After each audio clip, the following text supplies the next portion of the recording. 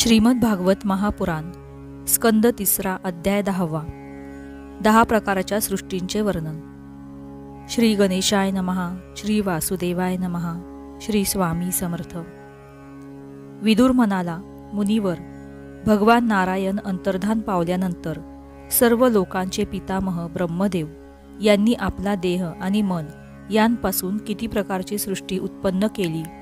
भगवन, याखेरीज मी आपल्याला आणखी काही गोष्टी विचारल्या, त्या सर्वांचे आपण क्रमाने वर्णन करावे आणि माझे सर्व संशय दूर करावे, कारण आपण सर्वज्ञांमध्ये सर्वश्रेष्ठ आहात। सूत म्हणाले, शौनका, विदुराने असे विचारल्यावर मुनिवर मैत्रेय अत्यंत प्रसन्न झाले आणि आपल्या मनात ठेवलेल्या त्या प्रश्नांची उत्तरे देऊ लागले।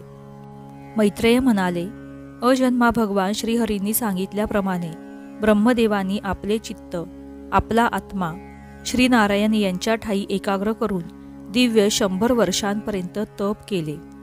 ब्रह्मदेवानी असे पाहिले की प्रलय काळातील वायूच्या तुफान वेगामुळे ज्याच्यावर ते बसले होते ते कमळ आणि पाणी थरारत आहे। प्रबळ तपश्चर्या आणि हृदयात स्थिर झालेले आत्मज्ञान यामुळे ज्यांचे विज्ञान बल वाढले आहे, अशा त्यांनी पाणी आणि वायू दोन्हीही पिऊन टाकले। नंतर ज्याच्यावर ते स्वतः बसले होते त्या आकाशव्यापी कमळाला पाहून त्यांनी विचार केला की पूर्वकल्पामध्ये लीन झालेले लोक मी यापासूनच निर्माण करीन। भगवंतांनी सृष्टिकार्यासाठी नेमलेल्या ब्रह्मदेवांनी मग त्या कमलकोशात प्रवेश केला आणि त्या एकाचेच भू, भुव आणि स्वाहा असे 3 भाग केले। वास्तविक ते कमळ एवढे मोठे होते की त्याचे 14 किंवा त्याहीपेक्षा अधिक लोक केले जाऊ शकले असते। जीवांची भोगस्थाने म्हणून याच 3 लोकांचे शास्त्रांत वर्णन आले आहे। जे निष्काम कर्माचरण करणारे आहेत त्यांना महरलोक, तपोलोक, जनोलोक आणि सत्यलोक रूप ब्रह्मलोकाची प्राप्ती होते। विदुर म्हणाला, ब्रह्मन, आपण अद्भुत कर्मा विश्वरूप अशा श्रीहरींच्या ज्या काल नामक शक्तीविषयी सांगितले होते त्याविषयी विस्तारपूर्वक आम्हाला सांगा। मैत्रेय म्हणाले, विषयांचे बदलणे हेच कालाचे स्वरूप आहे। तो काल स्वतः निर्विशेष, अनादी आणि अनंत आहे। त्यालाच निमित्त करून भगवान आपण आपल्यालाच लीलेने सृष्टीच्या रूपात प्रकट करतात। अगोदर हे सर्व विश्व भगवंतांच्या मायेने लीन होऊन ब्रह्मरूपामध्ये स्थित होते। त्यालाच भगवंतांनी अव्यक्त मूर्ती कालाच्या द्वारे पुन्हा वेगवेगळ्या प्रकारे प्रकट केले। हे जग आता जसे आहे तसेच अगोदर होते आणि यापुढेही ते तसेच राहील। या जगाची उत्पत्ती 9 प्रकारची होती। तसेच प्राकृत वैकृत भेदाने 1/10वी सृष्टीही आहे। तसेच याचा प्रलय काल द्रव्य आणि गुणांच्या द्वारा 3 प्रकारांनी होतो। पहिली सृष्टी महतत्वाची, भगवंतांच्या प्रेरणेने सत्वादी गुणांमध्ये विषमता होणे हेच हिचे स्वरूप आहे। दुसरी सृष्टी अहंकाराची, जिच्यापासून पृथ्वी आदी पंचमहाभूते तसेच ज्ञानेंद्रिये आणि कर्मेंद्रिये यांची उत्पत्ती होते। तिसरी सृष्टी भूतसर्ग आहे, जिच्यामध्ये पंचमहाभूतांना उत्पन्न करणारा तन्मात्र वर्ग राहतो। चौथी सृष्टी इंद्रियांची आहे, ही ज्ञान आणि क्रियाशक्तीने युक्त आहे। 5वी सृष्टी सात्विक अहंकारापासून उत्पन्न झालेल्या इंद्रियांच्या अधिष्ठात्री देवतांची आहे। मन या सृष्टीच्याच अंतर्गत आहे। 6वी सृष्टी अविद्येची आहे, यामध्ये तामिस्त्र, अंधतामिस्त्र, तम, मोह आणि महामोह या 5 गाठी आहेत। ही सृष्टी जीवांच्या बुद्धीवर आवरण आणि विक्षेप करणारी आहे। या 6 सृष्टी प्राकृत आहेत। आता वैकृत सृष्टी आहेत, त्यांचेही वर्णन ऐक।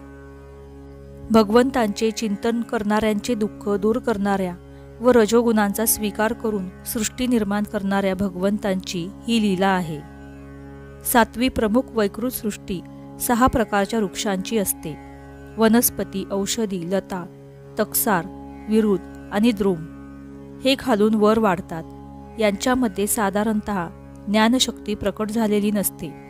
यांना दीर्घकालीन आतल्या आतच केवळ स्पर्शाचा अनुभव येतो आणि या प्रत्येकात कोणता तरी एखादा विशेष गुण असतो। 8वी सृष्टी पशुपक्ष्यांची आहे, ही 28 प्रकारची मानली गेली आहे। यांना कालाचे ज्ञान नसते. यांच्यामध्ये तमोगुण अधिक असतो. केवळ वासावरून यांना वस्तूंचे ज्ञान होते. यांच्यात विचारशक्ती नसते. हे विदुरा, या पशुयोनींमध्ये गाय, बकरा, रेडा, काळवीट, डुक्कर, नीलगाय, रुरू नावाचे हरिण, मेंढा आणि उंट हे 2 खुरांचे पशु होत. गाढव, घोडा, खेचर, पांढरे हरिण, चित्ता आणि वनगाय हे 1 खुर असलेले आहेत. आता 5 नखे असलेल्या पशूंची नावे ऐक. कुत्रा, कोल्हा, लांडगा, वाघ, मांजर, ससा, साळ, सिंह, माकड, हत्ती, कासव, घोरपड, मगर इत्यादी होत. बगळा, गिधाड, होला, ससाना, भास, भल्लूक, मोर, हंस, सारस, चक्रवा, कावळा, घुबड इत्यादी उडणारे जीव पक्षी म्हणविले जातात. विदुरा, 9वी सृष्टी मनुष्यांची आहे. ती एकाच प्रकारची आहे. यांच्या आहाराचा प्रवाह वरून खाली असा असतो. मनुष्ये रजोगुण प्रधान, कर्मपरायण आणि दुःखरूप विषयांतच सुख मानणारी असतात. स्थावर, पशुपक्षी आणि मनुष्य या 3 प्रकारच्या सृष्टी तसेच पुढे सांगितला जाणारा देवसर्ग या वैकृत सृष्टी आहेत. आणि जो महत्त्वादिक रूप वैकारिक देवसर्ग आहे त्याची गणना या अगोदर प्राकृत सृष्टीत केली गेली आहे. या व्यतिरिक्त सनतकुमार इत्यादी ऋषींचा जो कौमार सर्ग आहे तो प्राकृत आणि वैकृत असा 2 प्रकारचा आहे.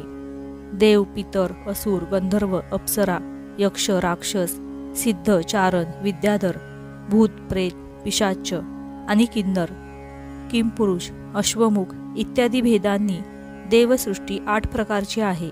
विदुरा, याप्रमाणे जगतकर्त्या ब्रह्मदेवाने रचलेली ही 10 प्रकारची सृष्टी मी तुला सांगितली.